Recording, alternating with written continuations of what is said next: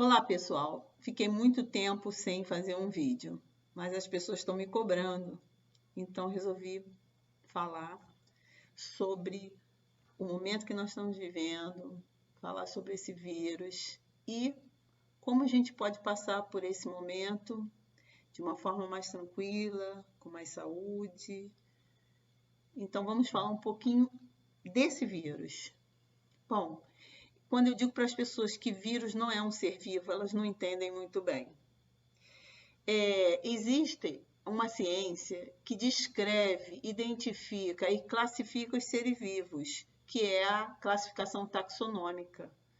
Então, ele tem categorias para essa classificação, né? Que é reino, classe, ordem, família, espécie.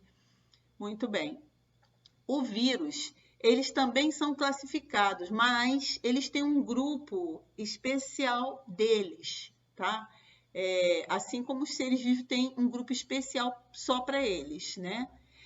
Mas os vírus, eles seguem uma regra particular de classificação, entendeu? Os vírus não são agrupados em domínio, reino, filos, classe, como são os outros seres vivos, ok? Alguns cientistas discordam, creem que o vírus é também um ser vivo e tal, mas não cabe a nós discordar ou concordar, só os cientistas mesmo. Se você quiser dar a sua opinião, você precisaria fazer biologia, 4 anos de faculdade aproximadamente, fazer mestrado, doutorado, pós-doutorado, e aí sim você vai poder dar a sua opinião. Por enquanto, a gente tem que ficar com essa classificação taxonômica que fizeram. E por que os vírus não são classificados como ser vivo? Porque eles não têm todas as organelas que uma célula tem. Entende? Eles não são considerados como uma célula, eles têm apenas um envoltório e um material genético dentro deles.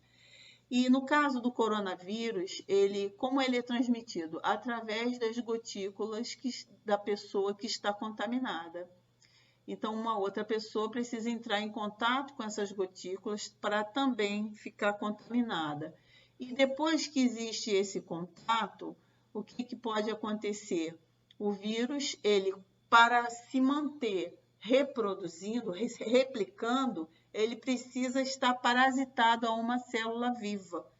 Fora disso, ele não consegue se replicar. Então, quando ele entra em contato com uma célula viva, ele, através do seu receptor, né, ele consegue penetrar e colocar o seu material genético na célula. Agora sim, vamos falar da nossa imunidade. A imunidade contra vírus, nós temos 2 tipos, né? Imunidade inata e imunidade adaptativa. Com relação à imunidade inata, nós temos algumas células que combatem os vírus, né? Eu quero falar apenas de uma, porque não tem por que ficar falando muito especificamente da imunidade. Mas essa célula chamada natural killer, que é um nome em inglês, que significa assassina natural, né? É uma célula que nós temos de defesa que circula no nosso corpo, e quando ela percebe que uma célula está infectada, e isso tudo, minha gente, acontece por sinalização química, né? Nosso corpo é um verdadeiro laboratório. E aí, quando ela percebe que existe uma célula infectada por vírus, ela mata essa célula. E essa célula não consegue, né? O vírus não consegue, então, se replicar e ir adiante, tá? É muito interessante. Vocês vão ver mais tarde por que a gente precisa ter bastante dessa célula no nosso corpo e como que a gente faz para obtê-la. A imunidade adaptativa é aquela que demora mais tempo, né? Você faz replicar, reproduzir anticorpos específicos contra aquele determinado vírus. Isso leva um pouco de tempo para o nosso corpo fazer, mas nós temos condições, né? Um corpo saudável, ele tem condição de ir no nosso estoque, porque nós temos estoque de defesa no nosso organismo. Só que essa defesa, ela tem por exemplo, uma arma. E quando entra aquele inimigo, ele tem que ter uma arma específica para ele. E esse vírus, existe uma arma específica no nosso corpo para esse vírus. Só que é necessário que o nosso corpo reconheça o vírus, que apresente esse reconhecimento para uma outra célula que vai, então, fazer a produção em série dessa arma que nós já temos, né? E assim poder atacar o vírus. Só que nesse tempo todo, existe um tempo para isso, o vírus pode agir de forma muito rápida e acabar, né, com aquele ser naquele momento.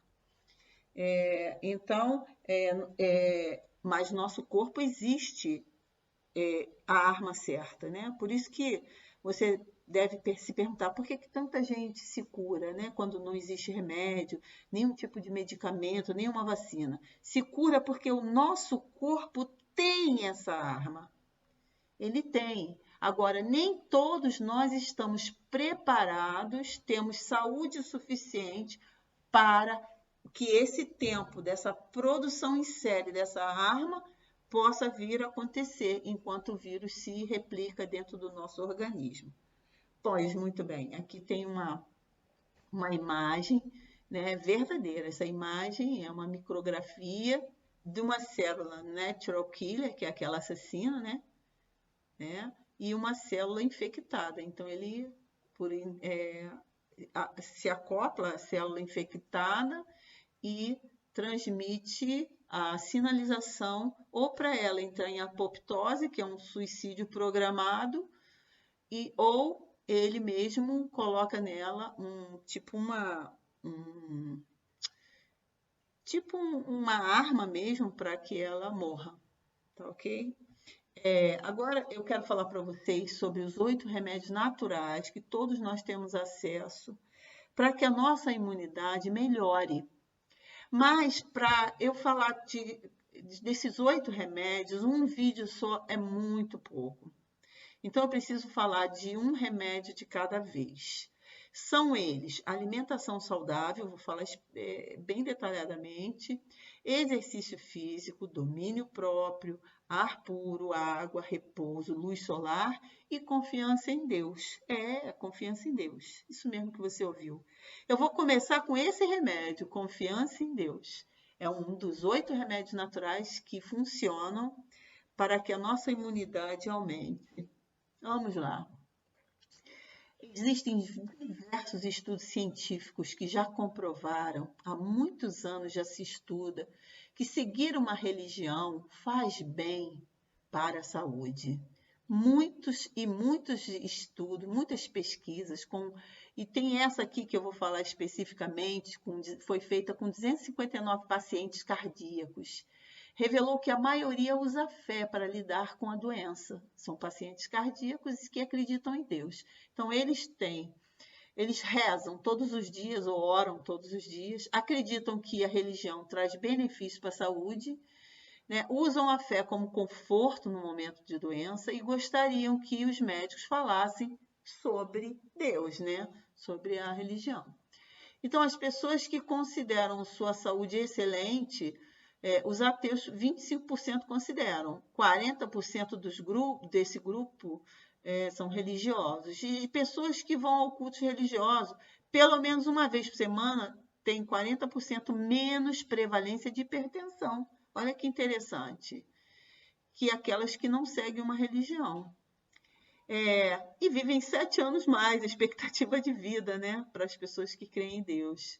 Então, quem acredita em Deus tem 3 vezes mais chance de sobreviver após um transplante de fígado. Isso foi um estudo científico também comprovado, né?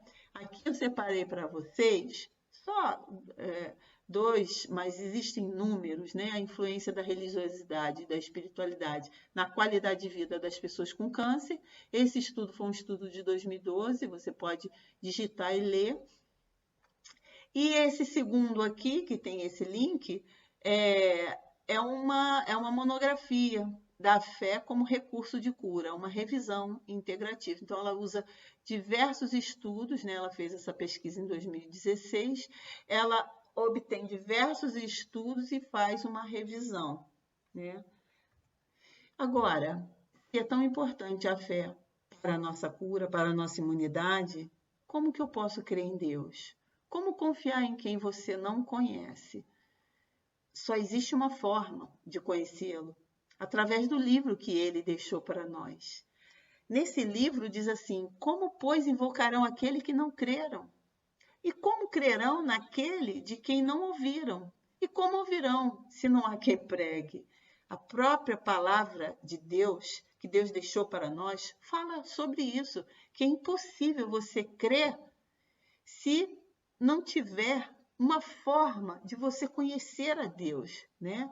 E existem algumas formas específicas para você conhecer a Deus, e uma delas é através da Bíblia. E essa mesma Bíblia também nos diz: a vida eterna é esta, que te conheçam, a ti, único Deus verdadeiro, e a Jesus Cristo, a quem enviaste. Quer dizer, conhecer a Deus e a Jesus é essencial para a gente ter uma imunidade mais alta, para a gente ter paz de espírito e também para a gente alcançar a vida eterna que está escrita neste livro. É maravilhoso crer em Deus. Eu sou cristã há 30 anos. Na verdade, eu acredito que eu sou cristã desde a minha infância, porque eu vivi ao redor de pessoas que sempre creram em Deus. A vida para mim tem sido mais fácil. E eu não sei quanto a você que assiste esse áudio, mas se a vida tem sido dura para você, difícil, talvez esteja na hora de você buscar ler mais esse livro. Essa é a forma bem confiante de conhecer a Deus e ter fé, estudando a palavra de Deus.